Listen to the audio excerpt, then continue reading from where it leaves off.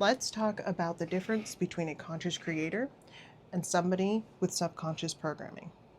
I'm going to tell you a story and then I'm going to map it out for you so that you see the difference. Whenever I was 3 years old, we were put in the back of a box truck without any air conditioning or anything in Guayaquil, Ecuador. And it's 80 so degrees year round at that time. And of course, if you know what it's like in a box truck with 80 degrees outside, it's about 100 degrees or more inside the box truck. And we were driving from Guayaquil to the coast to go to the ocean for the first time. And I was so small that I fit on my father's head with my feet and my butt. So I was very tiny. But I remember being in the back of the box truck, and this memory is specific and it came back for a reason. Everything that happens to you and memories that come up are correlated. They come up for a reason. So this memory stood out for a reason because of the life path that I'm on.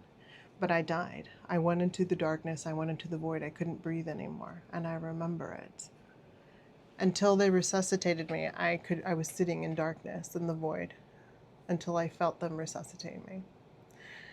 Whenever I came back, my body was alive. It was on fire. My brain was freaking out because it went without oxygen, and all of a sudden it came back on. So it was like rebooting a system, and everything was really, really loud. The ocean was terrifying. I remember screaming and scrambling to sit on my father's head because the water was so scary. So that has stuck with me my entire life, and it has made me have this fear of drowning. And even though I had my near-death experience in 2021, that nervous system remembers that memory from childhood. So I had this fear when I was doing the whitewater rafting. So I kept whitewater rafting over and over again because I wanted to figure out what this fear was. And it was that memory, and it was the fear of drowning. So Friday night, I got caught up in really big water, and I got caught up in the washing machine of the rapid. And it would spit me out, and I'd grab maybe some air, and it would suck me right back in and churn me and churn me and churn me. And I couldn't get out. I'd try to swim, and it would suck me right back in. And it was in that moment where I was just getting churned in the water that I remembered dying in 2021 and whenever I was a child.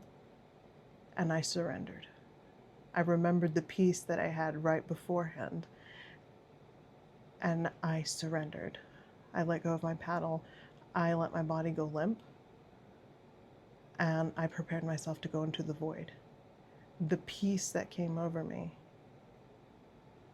was just like I remembered it, and it was amazing. I didn't die. It spit me out on the other side almost immediately, and I went through the rapids some more before I came out. But the experience was purposeful. It was so that I could get over my fear of drowning. And why does that matter? Because if I'm not going to do anything that involves drowning, why should I have to get over my fear? Well, I have plans to do a lot of things in the ocean, and it involves the possibility of drowning. So I cannot choose that future and say I'm going to do this and then still be afraid of drowning. So a conscious creator knows that everything that comes up is training for what you want in the future. You say you want something, your brain sets it up so that you have to go through training. You have to get rid of everything that's not good for you, everything that's going to hold you back, and train your nervous system for what to expect when you're out there. So I had to remember dying. I had to remember that there is no death. It's simulated, and I felt the peace, and I felt the surrender. And I remembered that I am the conscious creator, and that what was happening to me was purposeful so that I could get over my fear of drowning. I could go out there the next day and do it again. I'm over it. My nervous system is acclimated. It's trusting in me as a conscious creator, and that is how you connect your mind, body, and spirit. It's one example. So if you are a subconscious creator, if you are subject to your subconscious programming, then you are going to be terrified that you almost just died. and you're not going to ever want to do it again. You'll probably call your friends and family and talk about what a horrendous deal it was and how awful it was and how scary it was. It wasn't a good swim. And that is an example of being caught in subconscious programming.